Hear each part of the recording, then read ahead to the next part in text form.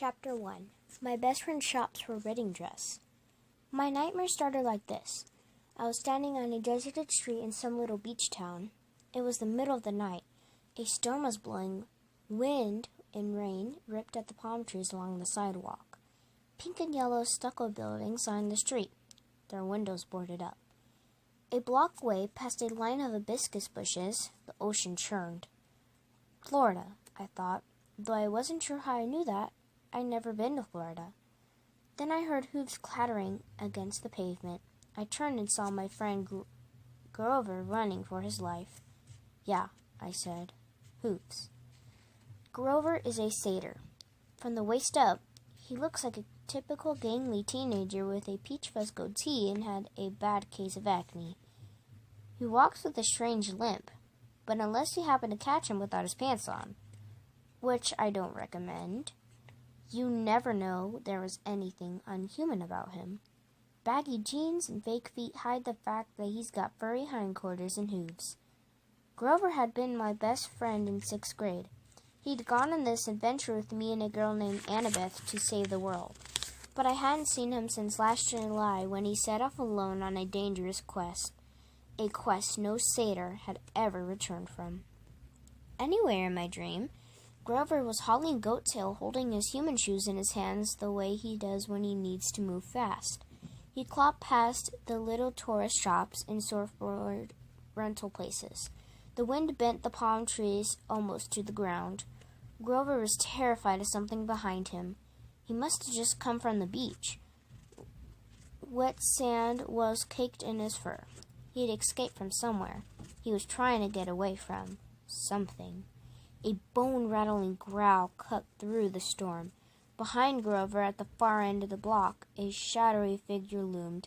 It swatted aside a street lamp which burst in a shower of sparks. Grover stumbled, whimpering in fear. He muttered to himself, "Have to get away. Have to warn them." I couldn't see what was chasing him, but I could hear him muttering and cursing. The ground shook as it got closer. Grover dashed around a street corner and faltered. He'd run into a dead-end courtyard full of shops. No time to back up. The nearest door had been blown open by the storm. The sign above the darkened display window read, St. Augustine Bridal Boutique. Grover dashed inside. He dove behind a rack of wedding dresses. The monster's shadow passed in front of the shop. I could smell the thing. A sickening combination of wet sheep roll and rotten meat and that weird sour body odor only monsters have. Like a skunk that's been living off of Mexican food. Grover trembled behind the wedding dresses. The monster's shadow passed on. Silence except for the rain. Grover took a deep breath. Maybe the thing was gone. Then lightning flashed. The entire front of the store exploded, and a monstrous voice bellowed, "Mine!" I sat bolt upright, shivering in my bed. There was no storm, no monster. Morning sunlight filtered through my bedroom window. I thought I saw a shadow flicker across the glass, a human-like shape. But then there was a knock on my bedroom door. My mom called, "Percy, you're going to be late." And the shadow at the window disappeared. It must have been my imagination, a 5th-story window with a rickety old fire escape. There couldn't have been anyone out there. "Come on, dear," my mother called again. "Last day of school. You should be excited. You've almost made it." "Coming," I managed. I felt under my pillow. My fingers closed reassuringly around the ballpoint pen I always slept with. I brought it out, studied the ancient Greek writing engraved on the side. Elachnismos. Riptide. I thought about uncapping it, but something held me back. I hadn't used Riptide for so long. Besides, my mom had made me promise not to use deadly weapons in the apartment after I swung a javelin the wrong way and taken out her china cabinet. I put Elachnismos on my nightstand and dragged myself out of bed. I got dressed as quickly as I could. I tried not to think about my nightmare, or monsters, or the shadow at my window. Have to get away. Have to warn them? What had Grover meant? I made a 3-finger claw over my heart and pushed outward, an ancient gesture Grover had once taught me for warding off evil. My dream couldn't have been real. Last day of school. My mom was right. I should have been excited. For the first time in my life, I'd almost made it an entire year without getting expelled. No weird accidents, no fights in the classroom, no teachers turning into monsters and trying to kill me with poisoned cafeteria food or exploding homework.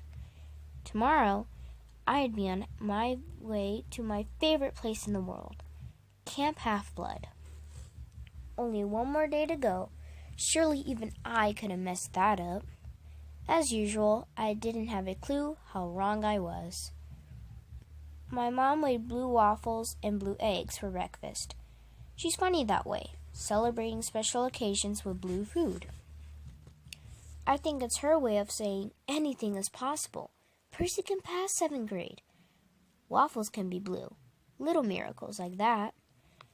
I ate at the kitchen table while my mom washed dishes. She was dressed in her work uniform, a starry blue skirt and a red and white striped blouse she wore to sell candy at Sweet on America.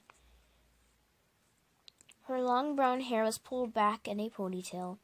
The waffles tasted great, but I guess I wasn't digging in like I usually did. My mom looked over and frowned. "Percy, are you all right?" "Yeah, fine." But she could always tell when something was bothering me. She dried her hands and sat down across from me. School or... She didn't need to finish. I knew what she was asking. "I think Grover's in trouble," I said, and I told her about my dream.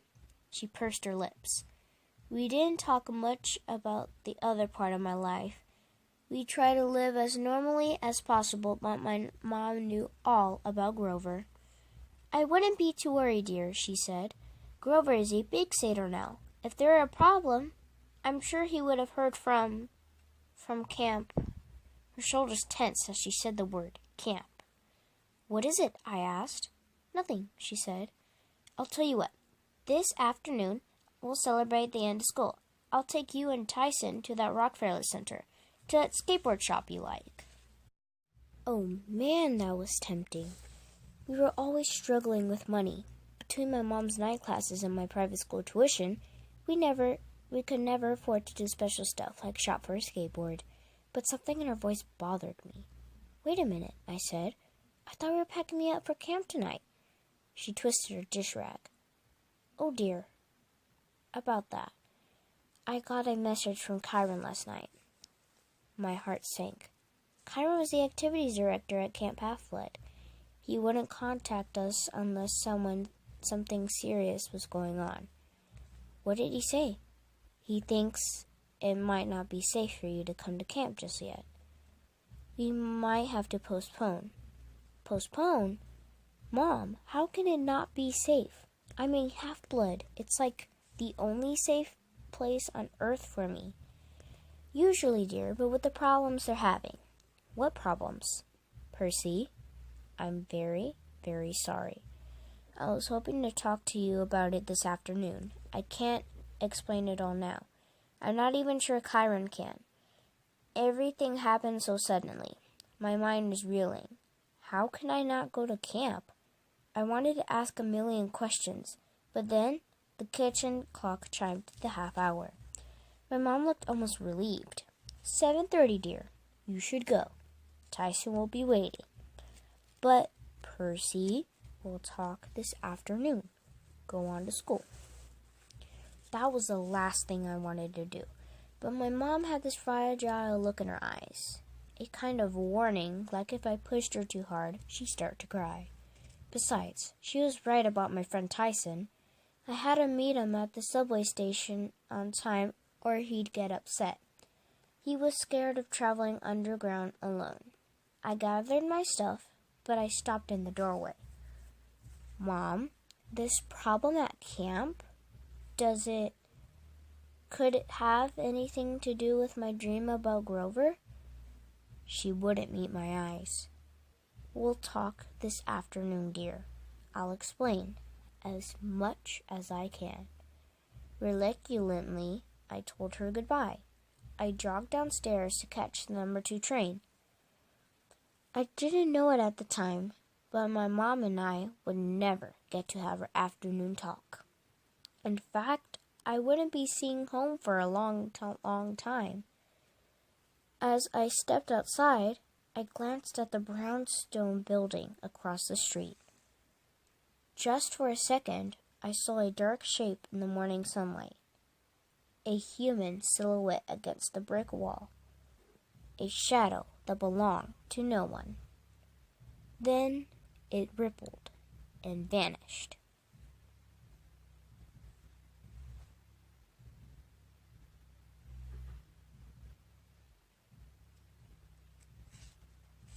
Thank you guys so much for watching. I'll see you in chapter 2. Bye!